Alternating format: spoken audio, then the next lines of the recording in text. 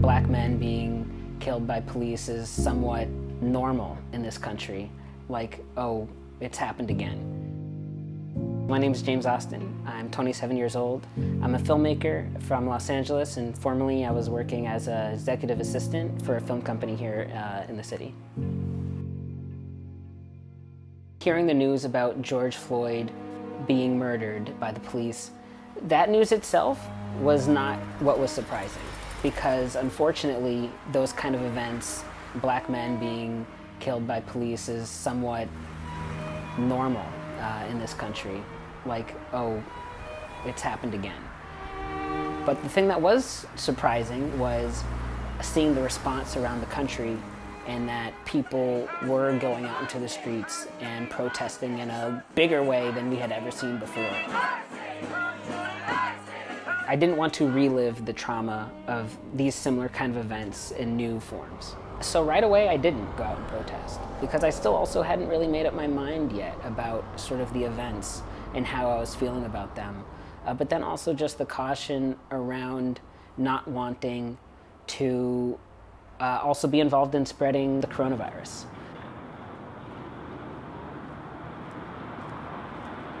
There was a friend of mine, her birthday was coming up, and we were sort of talking about if we wanted to do something for her birthday, and then she expressed to like me and some, and a couple other friends of ours that she wanted to protest for her birthday.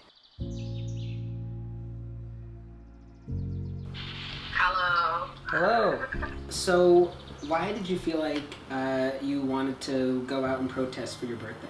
Being Chinese American, we are also considered people of color in this country. We are considered minorities.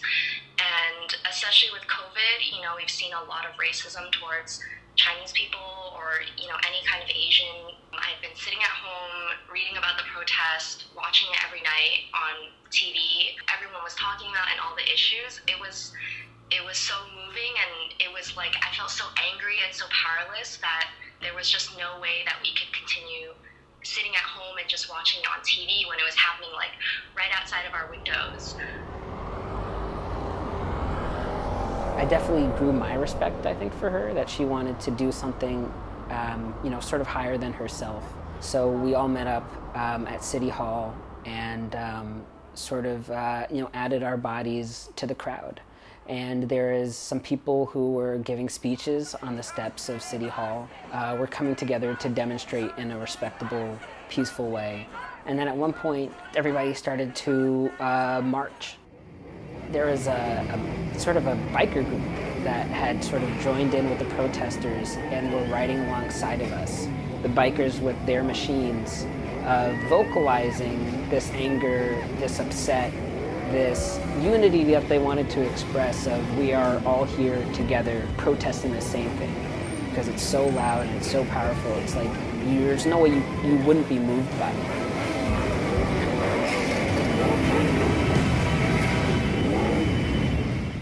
Earlier this year, when I was working as an executive assistant, I was helping research on a television series that was about the Black Panther organization, which was founded by Huey Newton, like 1967. Seeing what was happening with George Floyd and what was being called for, sort of upsetting in a way, was that 1967, the Black Panthers were founded because of the violence that was inflicted on Black people in their community by the police. And that's exactly what they were protesting and demonstrating for, and that was 53 years ago.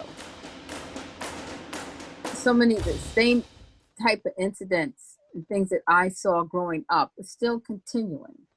How can I protect my child from the world if I don't tell my child about the dangers and the vulnerabilities that they have being darker skinned in the world? How can I protect them? I can't tell them, oh, the policeman is your friend.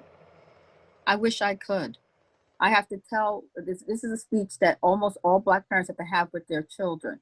When you are approached by a police officer, no sudden moves, no this, hands on the wheel, which a lot of white parents don't have with their children. Over at Silver Lake, they decorated the fence with the names of countless Black Americans that had been killed by the police, and you could just drive along there and just see name after name after name after name. I mean, I can't even go off and list half of the people that were, because the list is unfortunately very long. There was a friend of mine, we were sort of talking when the protests were happening and kind of both feeling that sort of helplessness of like, what do you do in the face of something so large? But we don't have to tackle the big picture. We can tackle the people around us. It's like, let's talk to our friends, let's talk to our family, let's get involved in a very local way and see what we can change just in our neighborhood. Can we share ideas and influence one another and be more accepting of the people in our own lives first before we try and do something in a big, big way? You know, that's what I hope to do with my own filmmaking, and kind of turn them into places of conversation.